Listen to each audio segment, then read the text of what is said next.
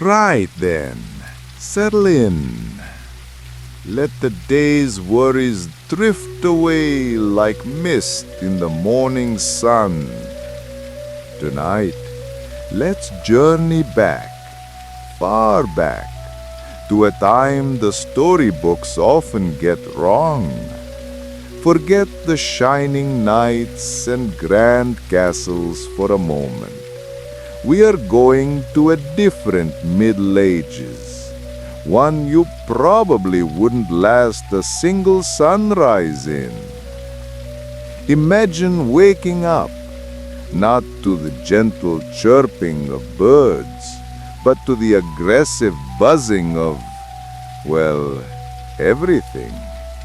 Welcome to your medieval morning. Now, take a deep breath.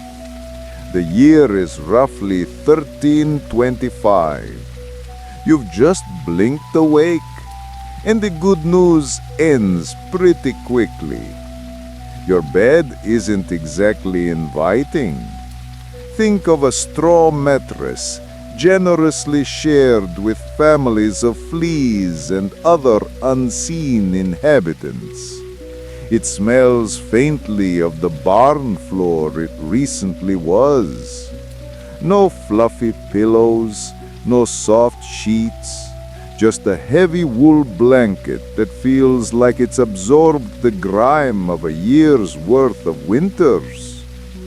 That clanging sound in the distance? Your medieval alarm clock, the church bell, loud, insistent, and offering no snooze button. Your home is likely a single-room wooden hut. Forget windows, they were a luxury few could afford.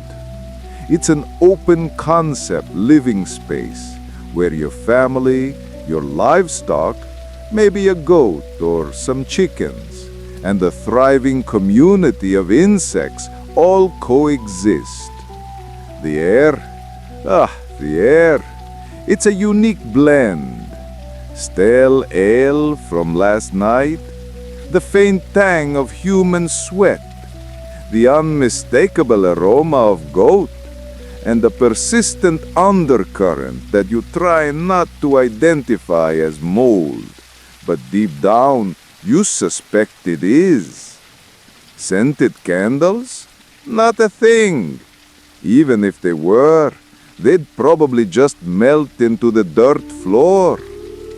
You try to stretch, and the chorus of creaks and pops from your joints reminds you that at 22, you're practically middle-aged by medieval standards.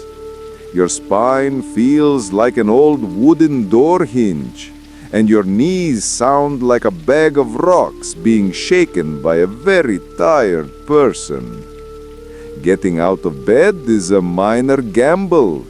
The floor could be damp from the rain that snuck through the thatch roof overnight, or it might be crunchy from, well, let's just say your neighbor's chicken has a very free-range philosophy. Either way, your bare feet are now part of the local ecosystem. And privacy? A concept as foreign as spices from the East. Your entire family, and perhaps a random cousin who's been visiting for months, are all waking up in the same space. No bedrooms, no curtains, no me time. It's communal everything, all the time. Now you might be thinking, okay, the morning sounds rough, but what about the bathroom? Oh, my friend, prepare yourself for an adventure. There's no porcelain throne waiting for you. For most, it's a wooden bucket out back, likely already, well, used. The smell is, shall we say, potent. Once you've done your business, the charming custom was to toss it into the street while shouting something like Garde-loup, Old French for watch out below. The streets were essentially open sewers, a delightful river of human and animal waste, along with various unidentifiable liquids you're better off not pondering. Breakfast? Forget your avocado toast and oat milk latte. It's likely a wooden bowl filled with something called pottage. Think of it as a thick, gloopy stew made from whatever was available.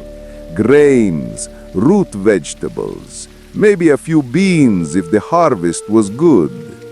This concoction has probably been simmering in the same pot for days, with new ingredients just added on top.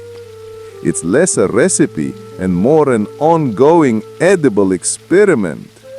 Alongside, a hunk of bread so hard it could probably stop a small arrow.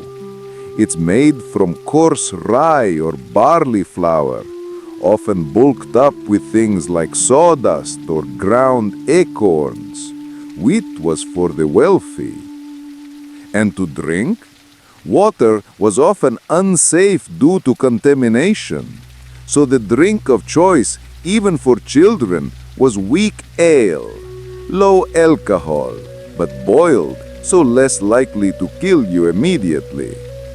Now, you're dressed in your singular outfit, a rough wool tunic or linen shift, likely unwashed for months, and possibly harboring its own civilization of tiny creatures. It itches constantly. Fleas, lice, and bedbugs were simply part of life for everyone, from the lowliest peasant to the highest lord. And your teeth? Forget brushing. Some might chew on a twig, but for most, dental hygiene was a foreign concept.